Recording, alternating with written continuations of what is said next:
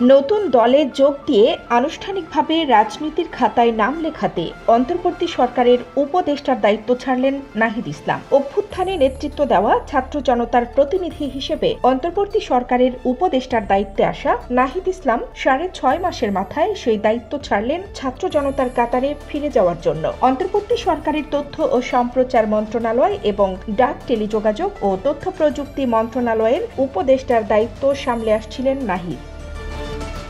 মঙ্গলবার দুপুরে রাষ্ট্রীয় বাসভবন যমুনায় প্রধান উপদেষ্টা মোহাম্মদ ইউনূসের কাছে তিনি পদত্যাগপত্র দেন। বৈষম্য বিরোধী ছাত্র আন্দোলন ও জাতীয় নাগরিক কমিটির উদ্যোগে যে নতুন রাজনৈতিক দল আসতে যাচ্ছে তাতে যোগ দিতেই সরকারের দায়িত্ব ছাড়লেন এই তরুণ নেতা।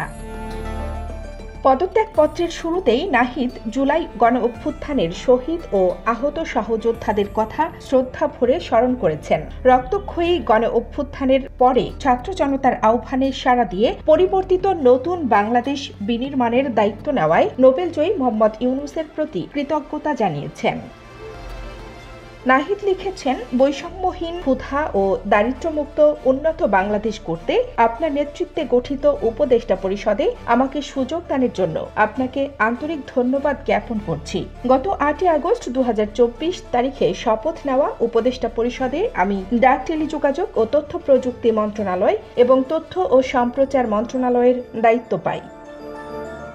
নানামুখী চ্যালেঞ্জের মধ্যেও আপনার নেতৃত্বে দায়িত্ব পালনে সদা সচেষ্ট থেকেছি। এরপর নিজের পদত্যাগের কারণ ব্যাখ্যা করে নাহিদ লিখেছেন, বর্তমান প্রেক্ষাপটে দেশ ও জাতির বৃহত্তর স্বার্থে আমার ছাত্র জনতার কাতারে উপস্থিত থাকা উচিত মর্মে আমি মনে করি। ফলে আমি দায়িত্ব থেকে ইস্তফা দেওয়া সমীচীন মনে করছি।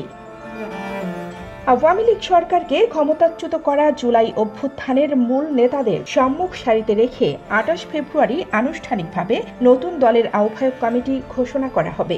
নাহিদকে সেই দলের আহ্বায়কের দায়িত্বে দেখা যেতে পারে। 36 দিনের যে আন্দোলনে সাবেক প্রধানমন্ত্রী শেখ হাসিনা দেশ ছেড়ে যেতে বাধ্য হন তার অগ্রভাগে ছিলেন নাহিদ ইসলাম। তখন তিনি ছিলেন বৈষম্য বিরোধী ছাত্র আন্দোলনের অন্যতম সমন্বয়ক। দাবি আদায়ের কর্মসূচি ঘোষণা থেকে শুরু করে বিক্ষোভের ময়দানে দিনের পর দিন সোচ্চার নেতৃত্বে দেখা গেছে 26 বছরের এই তরুণকে। সেজন্য তাকে যেতে হয়েছে আয়নাঘরেও।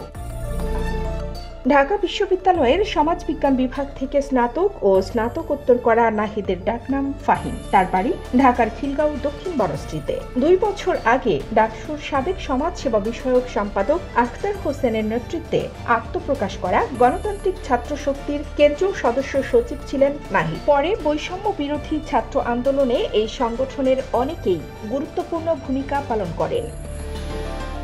কানিস ফাতেমা, নিপা, খবর সংযোগ।